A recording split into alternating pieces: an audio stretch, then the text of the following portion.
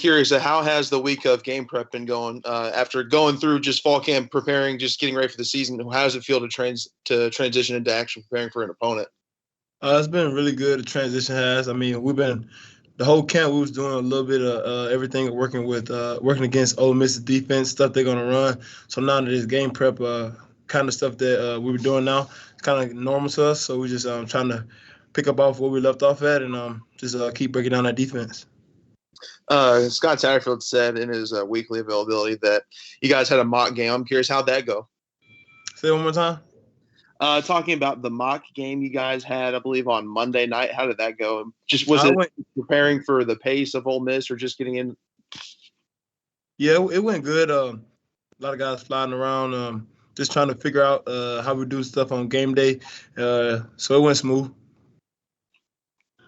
So when you watch film on this Ole Miss defense, I know they probably don't get a lot of credit because of how much yardage and points they gave last year. But what's something that this Ole Miss defense does well when you watch film on them? They have a great defense led by a good coach. Up front, they're pretty big, led by Sam. He's actually from Alabama. He's a guy with a high motor. Good guy, and they got some good defenders in the secondary. And linebacker, of course, pretty strong as well. So we got to come to play. Hey, Malik, Cameron with the Courier-Journal.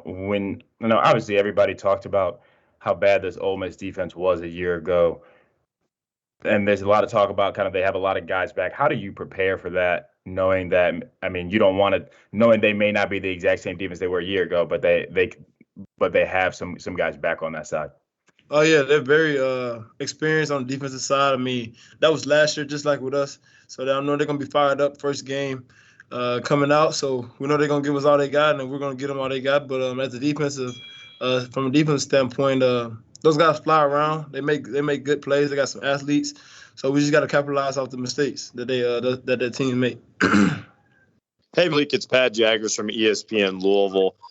When it comes to not just your strengths, but your team's strength as an offense, where do you feel like your guys' biggest strength is going into the matchup just off the film? I mean, we run the ball very well. We hit teams with the play action a lot.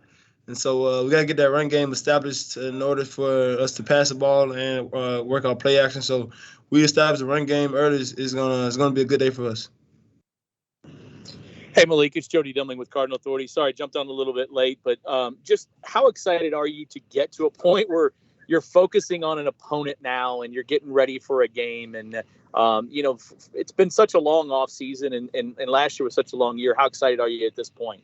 Well, for me, I've been locked in ever since the Wake Forest game ended last year. We found out Ole Miss was an opponent.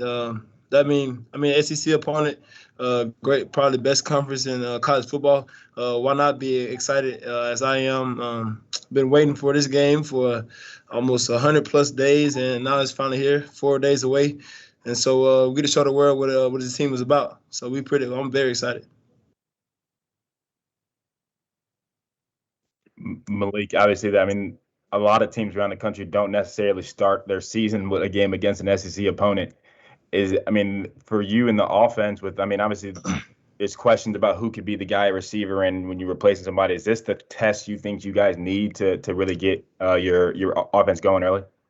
Yeah. I mean, we know what type of defense what they're going to do. I mean, they're going to get in our receiver's face and make them beat press. And so we got to be able to win up against man coverage and block those big guys up front. And it's going to be a good day for us. But we got to be able to get off the man coverage and the press on the outside. And I wanted to follow up on something you said earlier about how important running the ball is going to be. That running back rotation, what do you expect from those guys? And do you think you could see potentially 3, maybe 4 guys out there on Monday? Almost I don't know for sure, but I'm sure you're going to see a lot of those guys that you guys have been talking to. But that room is so special. I mean, from top to bottom, all those guys can run the ball and protect as well. That's a big thing for me, being able to protect back there. Because, I don't want to see myself on the ground a lot. But I know those guys are going to take care of me and those guys up front. But, the running back room is very special. I know I can turn around and hand the ball off to either one of those guys, and they're going to do something special with the ball. So I'm looking forward to those guys putting on the show. Hey, Malik. Obviously, you've had an entire offseason to develop a rapport with your receivers following Dez and heading to the NFL. How do you feel? How strongly do you feel about your relationship with your current guys with the season just a couple days away? I mean, this is probably the closest group I've ever been to since I've been in college, high school. I mean, considering we're together every day, I ride home with those guys. We watch film all the time, watch TV together, go out to eat. I just got so much trust in those guys, and they trust me to get on the ball, whether the ball is bad or if it's a good ball. I know they're going to make a play on it and not let the defender pick it off. And those guys are good blocking on the outside edge, too. And in order to run the ball, you got to be able to block on the outside as well, and they get rewarded with the ball if you block. Hey, Malik, it's Jody again. Coach Bick and Coach Sad have both talked about how Brian Hudson has come in and really helped up on the front of the offensive line. If he gets in at center and it's not Cole and it's him and they rotate or he gives Cole a break, does that matter to you?